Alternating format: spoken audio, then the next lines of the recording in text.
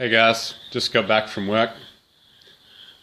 That's the moon in the background and my Bodhi tree. Thought it's the perfect setting to talk about the power of the mind. Now, unless your dad is a Buddhist monk, chances are growing up, no one ever taught you how to train your mind. Now, your mind is powerful no matter what. It doesn't matter what anyone tries to convince you otherwise, your mind is powerful. But most people don't know how to use it. Most people don't know how to harness the power of the mind. And because of that, it's like this guy I saw on the road driving back from work today. He was driving a V8, a P-plater. If you're from overseas, a P-plater is someone who is inexperienced, who's only recently got their driver's license. And so he was swerving all over the road between the lanes, and I kept my distance, but this other car obviously wasn't quite so aware of the conditions of the road. Didn't see that this guy was acting like a dickhead, and the guy who was acting like a dickhead wasn't aware of the conditions of the road either, so he didn't see the car in the lane next to him, and he almost crashed into him. Luckily, as he swerved across the lane, he quickly swerved back because he saw the car just in time, but regardless, complete tool. And the whole incident made me think that's a perfect analogy of someone who hasn't trained their mind. Your car is like your mind. A V8 is powerful and it can get you where you need to go very quickly, and your mind is very powerful and it can get you where you need to go very quickly, but if you don't know how to use it, it will use you. So in order to use your mind effectively, you need to align your mind with your higher purpose.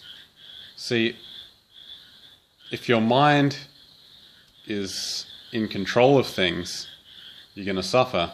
Or even worse, if your body is in control of your mind, then you'll suffer a lot.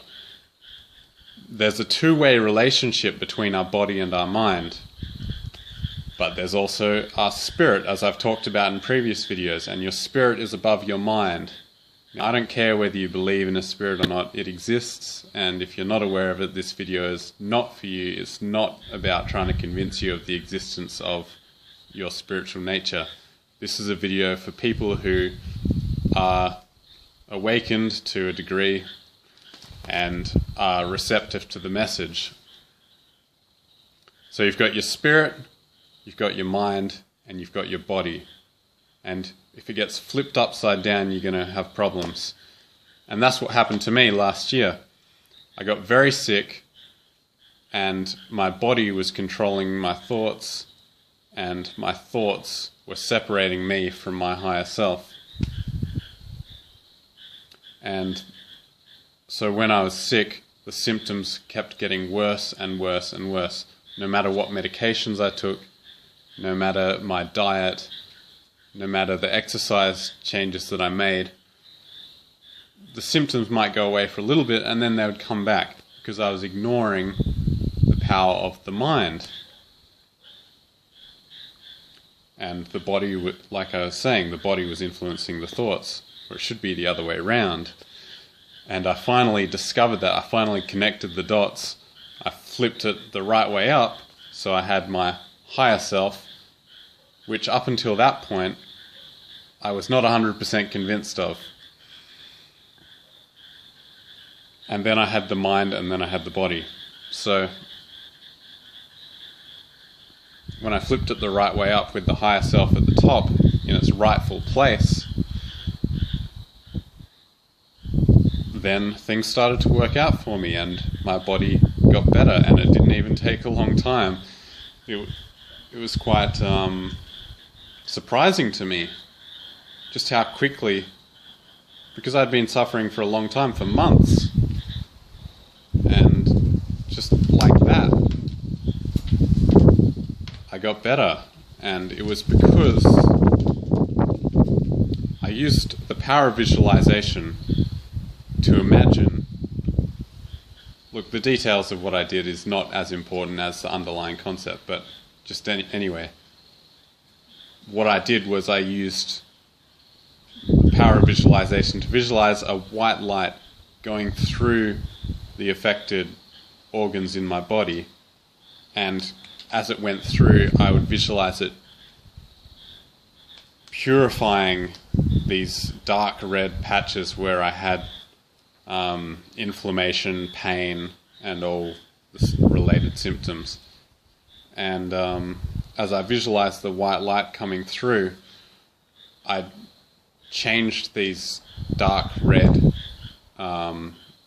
condensed, tight, inflamed areas to a healthy, pink, bright, vibrant color in my mind's eye. And as I did this, it just rapidly got better. So I swear by that now, and I know why it works.